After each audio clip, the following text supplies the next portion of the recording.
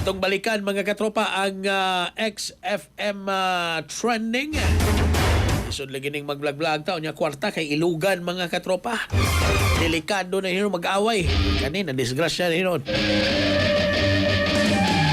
Atong kuhaon karon mga katropa ang tipik sa kasaysayan. Kuy-kuyon ta. XFM Archives. Pinaagi ni katropang Dakoy-koy.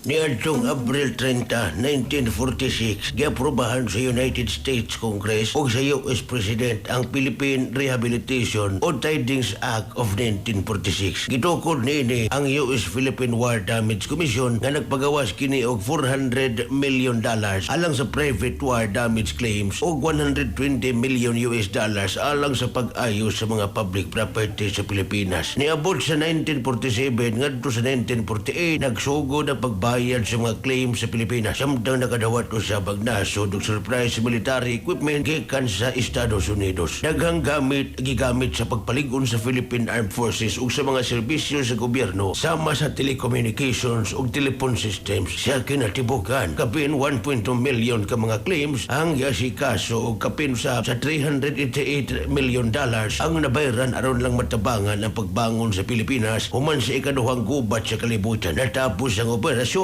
sa komisyon ni atong 1951. Sa atong mga katropa diya paliguna ang inyong mga lawas, labi na karabag usab-usab ang panahon, tumar kamog santon vitamin C, ang alkaline nga vitamin C. Alang sa nagkayos ang Pilipino para sa Pilipinas, kini si Dakoy-koy, XFM News.